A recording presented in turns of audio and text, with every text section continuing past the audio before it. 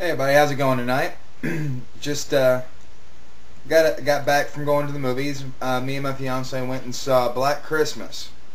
I had a lot of really good hopes for this movie going in, thinking, it's been a while since there was like a good like true slasher style film.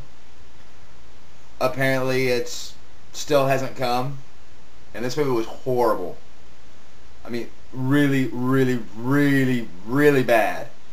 I mean, typically in other horror movies, you at least get some of the other good stuff, such as basically the old slasher movies were just an excuse to have a porn that could be shown to a wider viewing audience. This thing was just horrible. I mean, by about halfway through it, the guy that was sitting a couple seats over from me and him were just cracking jokes of the movie back and forth. I mean, it wasn't quite as bad as a date movie, but it was getting to be pretty close. Um, they they used probably what had to be the cheapest fake blood you could ever imagine for any of the splatter scenes. And on top of that, you really didn't get to see many of the deaths. You saw them they rear back with a knife and they go in and it cuts away till you see a blood splatter on the wall and you don't see any impact. You don't see any of what basically makes a good death scene. And it was just really bad. I mean, that they wind up taking the two killers and they're supposedly killed in the house when it sets on fire, and so they take them, they're in body bags and everything, but of course no, they come back to life and they're superhuman, and the guy comes all walking down slow down the hallway like he's Michael Myers and shit. Bad. Horrible. They try to say that he's got some rare liver condition that turns his skin yellow, so in other words he looks jaundice. It looks like they used whatever dye happened to run off of what's his name's ass crack in Sin City. The movie was just bad, and it really sucks because I did have really high hopes for it. But I guess maybe recently I should have learned not to have such high expectations when I go see a movie, because all I've been really lately is getting let down quite often. I mean, there's some movies out there that are generally pretty good, but here lately I've gotten a few bad ones. But one thing that kind of happened tonight that's starting to be a trend I'm noticing a lot. If I'm correct, this was an R-rated movie, and I do know for sure that Saw was an R-rated movie. Now, both instances, someone decided it'd be okay to go ahead and bring their kid in.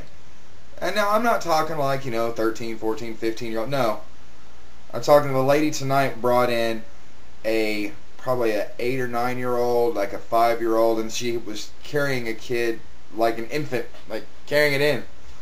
And they stayed around for the first couple scenes, with people getting killed and all this stuff, and I guess that was okay. And then there's a scene where the mother of the serial killer, it's a flashback, but there's a scene where the mother of the killer seduces him and basically has incestuous sex with him.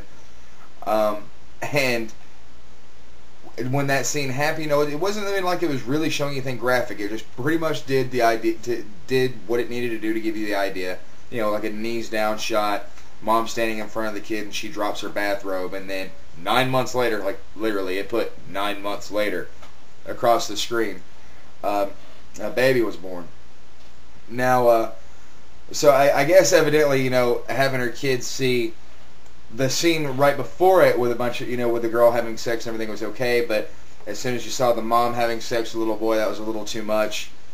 So she had to take her kid out here, she got excited, which I asked her if that was the case, which she didn't really like. But you know what? I don't give a shit.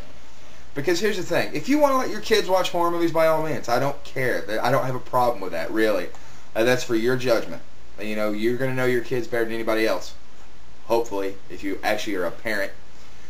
But I started watching horror movies when I was really young. I saw the first Chainsaw Massacre. Shit, I was probably 7 years old when I first saw it.